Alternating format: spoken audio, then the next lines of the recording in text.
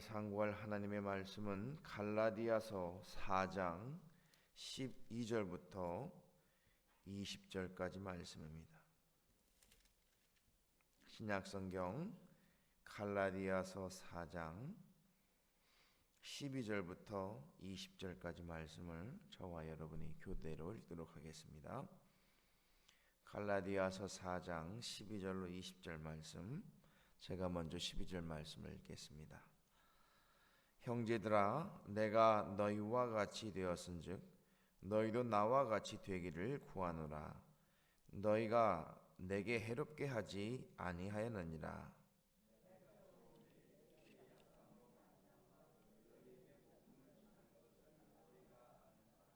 너희를 시험하는 것이 내 육체에 있으되 이것을 너희가 업신 여기지도 아니하며 버리지도 아니하고 오직 나를 하나님의 천사와 같이 또는 그리스도 예수와 같이 영접하였도다.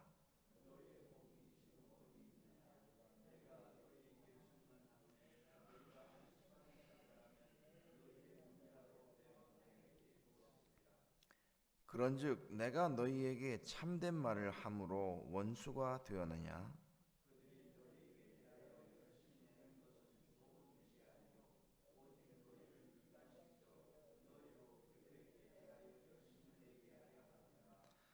좋은 일에 대하여 열심으로 사모함을 받음은 내가 너희를 대하였을 때뿐 아니라 언제든지 좋으니라.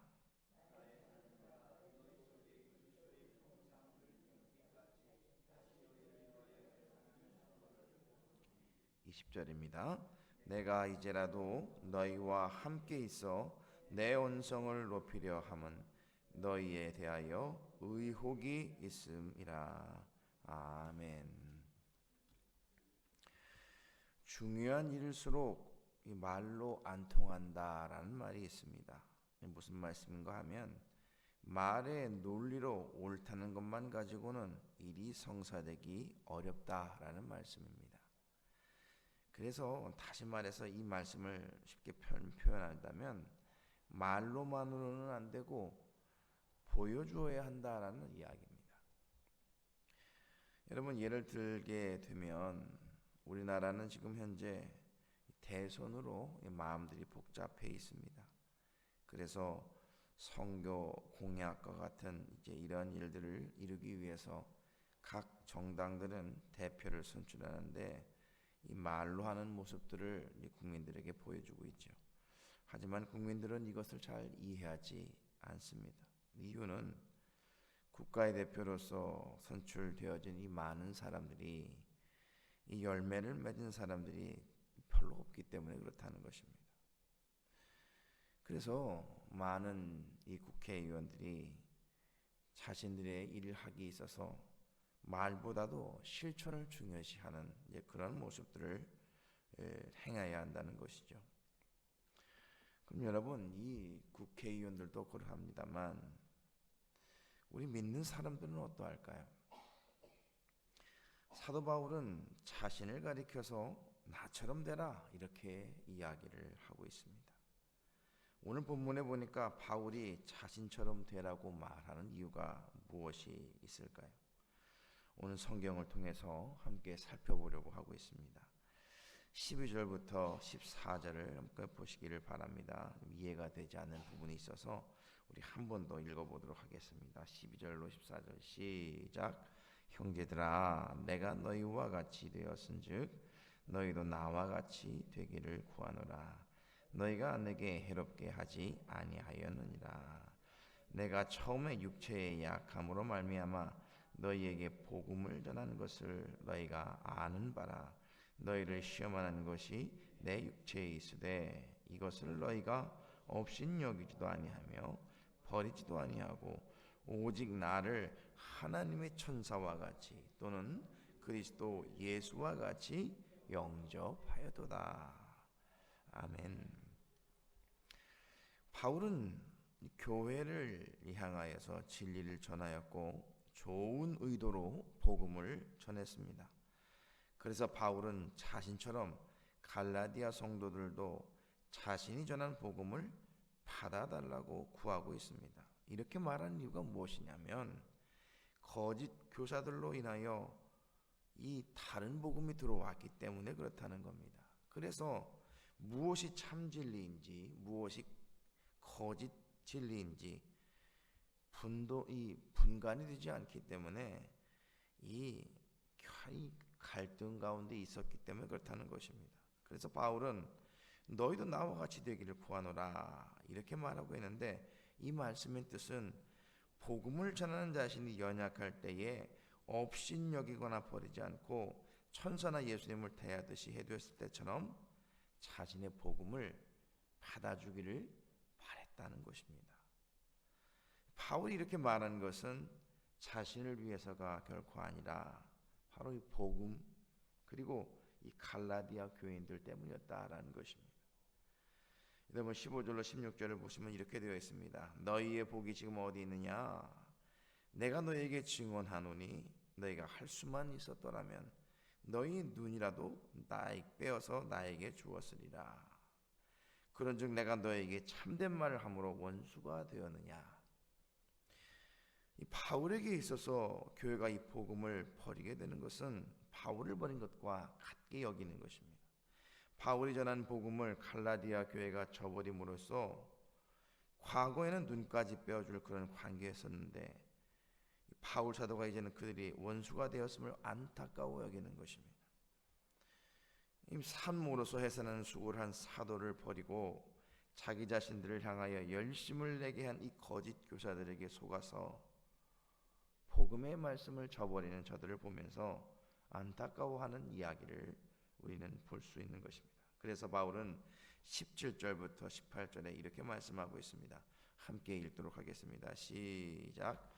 그들이 너희에게 대하여 열심내는 것은 좋은 뜻이 아니오 오직 너희를 이간시켜 너희로 그들에게 대하여 열심을 내게 하려 함이라. 좋은 일에 대하여 열심으로 사모함을 받음은 내가 너희를 대하였을 때뿐 아니라 언제든지 좋으니라. 바울의 관심은 다른 것에 있지 않습니다. 오로지 교회 성도들이었습니다.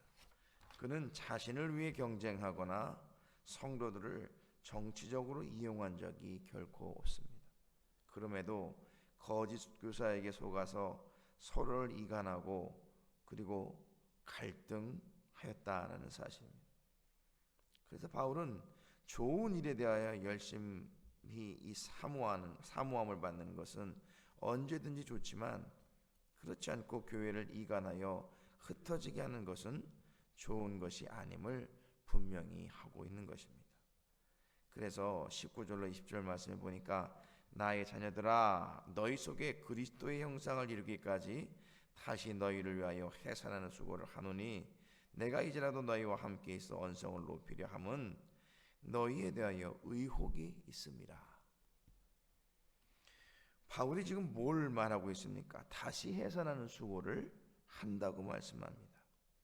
그동안 갈라디아 교회를 위해서 복음을 전하여 그 복음이 열매를 맺어 참으로 기쁨과 감사로 하나님께 드렸던 이러한 수고를 다시 해야 한다는 이야기입니다.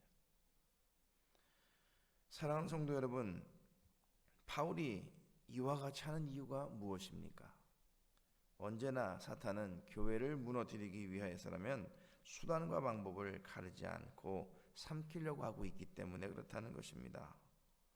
그런 가운데에 교회의 참된 지도자의 모습이 어떠해야 합니까?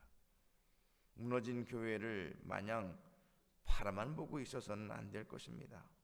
다시 해산하는 수고를 해서라도 교회를 살려야겠다는 바울의 마음을 가져야 하는 것입니다. 이는 십자가에서 우리를 구원하시려고 자신의 이 몸에 있는 피와 물을 다 쏟아버리신 예수 그리스도의 마음이라는 사실입니다. 사랑하는 성도 여러분, 교회의 사랑은 지도자뿐만 아니라 그의 구성원도 역시 그 사랑을 가져야 합니다. 주님의 마음을 우리가 본받아 사는 것은 교회를 사랑하는 마음을 가지는 것, 이것입니다. 그래서 산모의 심정이 되어서 다시 해산하는 수고를 가지는 그 마음을 가지며 교회의 사랑에 임해야 한다. 오늘 우리에게 주시는 교훈이 이것입니다. 사랑하는 성도 여러분, 교회를 위해서 바울의 마음을 가져야 합니다. 때로는 비진리로 인하여 다른 복음으로 인하여서 교회를 어지럽히는 이 거짓 교사와의 싸움이 있을지언정 교회를 위해서 마음을 다하여서 복음을 증거하고 나와 같이 되기를 원한다고 하는 이 바울의 고백처럼 우리는 교회를 사랑해야 될 줄로 믿습니다. 왜냐하면 주님께서 교회를 사랑하는 데 있어서 자신의 생명을 들이셨기 때문입니다. 사랑하는 성도 여러분, 교회를 사랑하시기를 바랍니다. 우리에게 주어진 이 많은 영혼들, 주님께서 원하시는 이 복음의 말씀을 증거하는 일에 힘쓰시기를 바랍니다. 그것이 바로 교회 사랑이요, 교회를 위하여 자신을 드리는 예수님의 뜻을 이루는 것입니다. 사랑하는 성도 여러분, 오늘 주신 말씀을 통해서 주님의 마음을 깊이 헤아리시는 복된 이 시간이 되시기를 예수님의 이름으로 축원합니다. 기도하겠습니다.